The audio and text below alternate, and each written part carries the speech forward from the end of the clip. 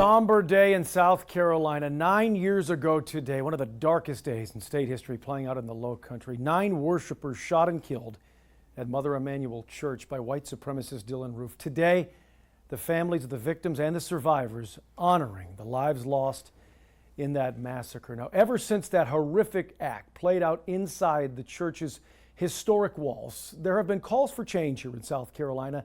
Many of them have been answered, but the continued push for a hate crimes law in South Carolina keeps falling short.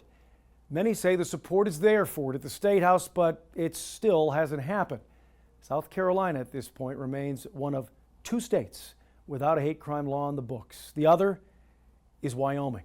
But there are efforts outside the walls of the State House to make a difference, and they're picking up speed. The city of Cayce in recent years has been driven by steady growth and development, and now it's on the leading edge of something else. This ordinance lets people know that our culture and our community is a loving culture, and hate won't have a place in the city of Cayce. Last month, Cayce became one of roughly a dozen cities in South Carolina to approve a hate crime ordinance. Well, Council's been talking about wanting to do something to make sure that the citizens know that we care about every section of the community, every group in the community, every person in the community. And when you think about it like that, there's no reason to say no.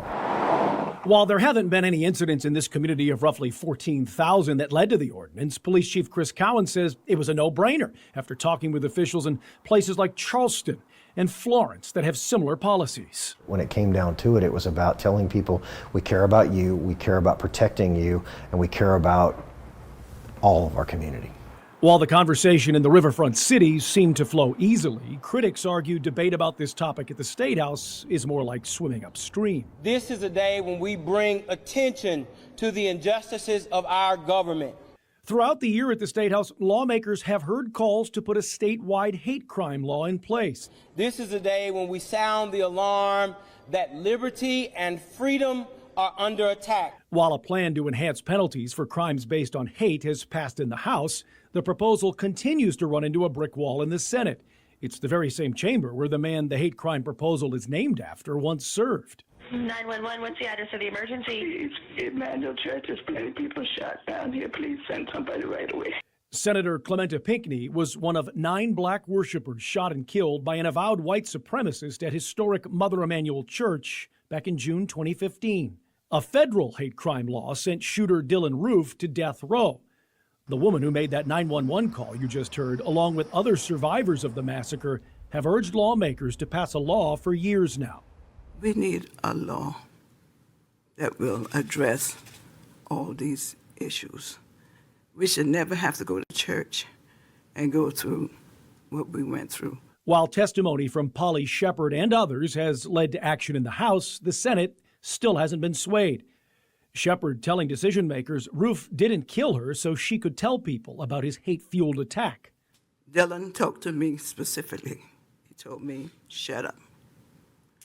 He asked me, did I shoot you? And I said, no. He said, I'm not going to.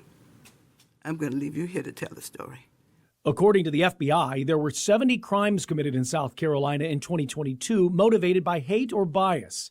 Last November, an incident in Conway led to harassment charges for 2 people after they were accused of burning a cross and using racial slurs to intimidate their black neighbors. The FBI is investigating, and the couple who was targeted has helped ramp up a renewed push for a statewide hate crime law. My manhood has been challenged, and everything that you could think of has been challenged. Since that incident, Conway City Council has approved a hate crime resolution. But at the State House, the legislative session ended in May without any kind of law at the state level. It's disappointing that we have not, due to the Senate, have not been able to pass a hate crime bill, honestly, because I don't think that represents what our state is about, because we do want to stamp out hate in South Carolina.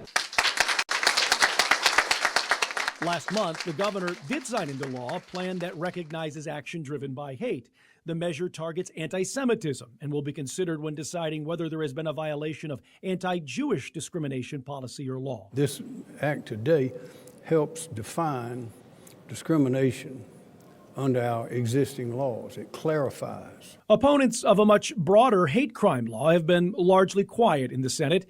In the past, they've said such a measure equates law enforcement to the thought police, arguing it's dangerous to determine what a person is thinking.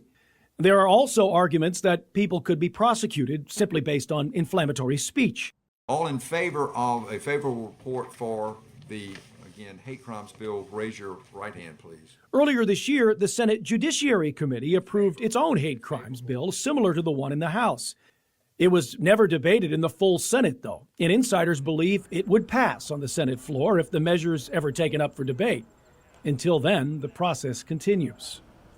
I don't know that the hate crimes law that has been debated here defines and clarifies other than introduces uncertainty. And that's the question I think needs to be answered. Everybody, I think, agrees that we don't like hatred. We don't like seeing it. We don't like being the object of it. Don't like being around it. I think local governments are seeing that the only way to get any kind of hate crime ordinances passed is through local government. Like decision makers in Cayce, who have taken the matter into their own hands, like other cities in the state, to protect the people who live there. It's also taking into consideration freedom of religion, freedom of speech, all of those things that our country is based off of that we're not going after, we're not interested in that. We are specifically looking at hate. And if you're going to spew hate, if you're going to hate people, that's what we're looking at.